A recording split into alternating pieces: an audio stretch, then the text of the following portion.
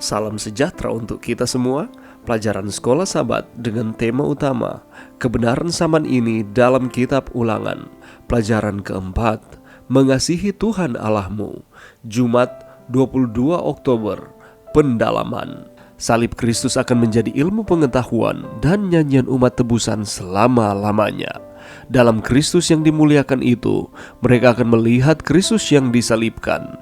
Tidak akan pernah dilupakan bahwa Ia yang berkuasa menciptakan dan menopang dunia-dunia yang tak terhitung banyaknya di seantero jagat raya ini.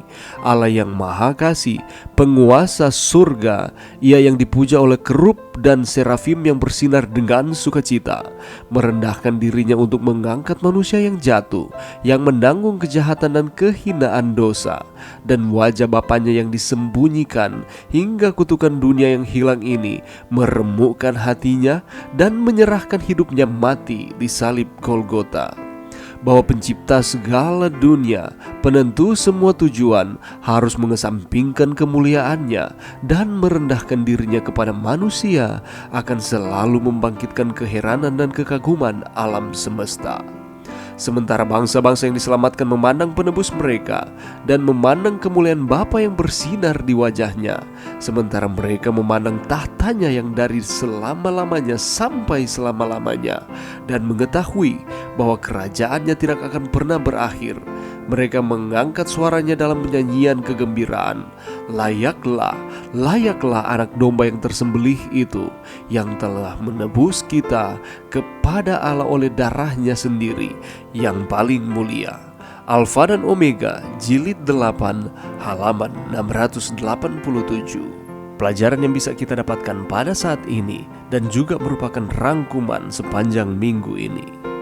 Sepanjang pekan ini kita sudah mempelajari mengenai bagaimana mengasihi Tuhan Allah kita.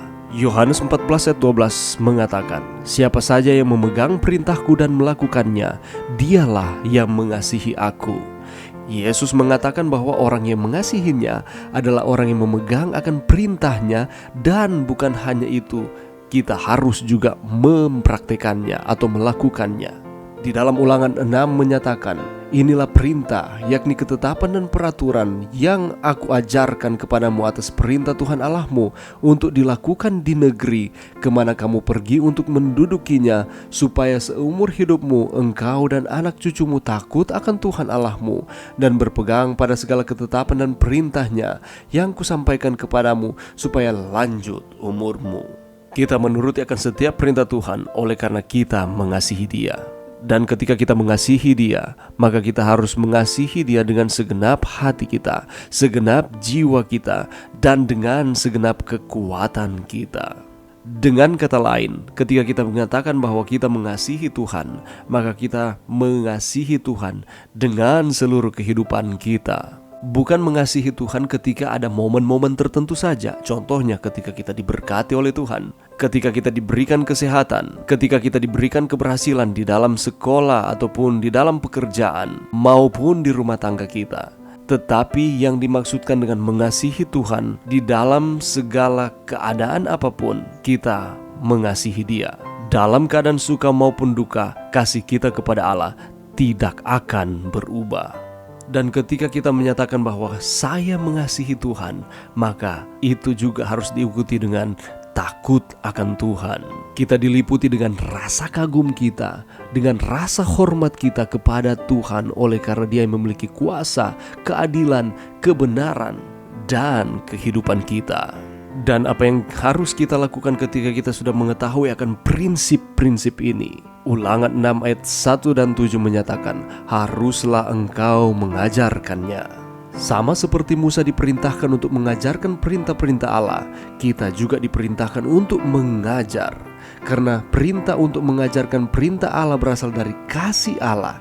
Misi untuk mengajarkan perintah-perintah itu tidak dapat berasal dari keinginan untuk paksaan atau keinginan untuk keuntungan-keuntungan pribadi kita.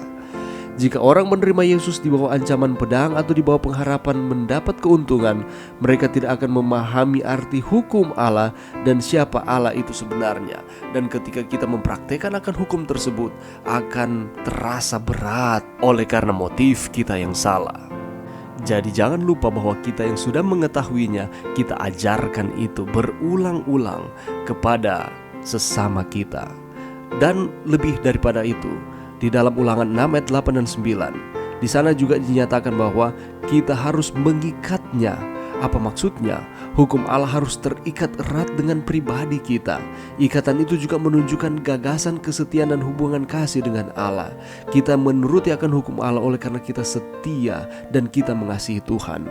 Selanjutnya, mengikatkannya pada tanganmu. Hukum Allah harus mempengaruhi akan setiap tindakan-tindakan di dalam kehidupan kita. Hukum Allah itu harus mempengaruhi keputusan dan pengamatan kita. Dahi itu melambangkan pikiran kita, di mana kita memutuskan segala sesuatu, dan hukum tersebut harus ada di dahi kita atau di dalam pikiran kita, dan harus menuliskannya pada tiang pintu rumahmu. Hukum Allah harus mempengaruhi kehidupan keluarga kita. Ini semua kita lakukan bukanlah usaha untuk mendapatkan keselamatan, tetapi oleh karena kita mengasihi Tuhan kita atas keselamatan yang Tuhan sudah berikan melalui anaknya Yesus ketika ia mati di kayu salib. Maukah kita menerima keselamatan tersebut dengan mengasihi Tuhan di dalam keseluruhan kehidupan kita? Mari berdoa.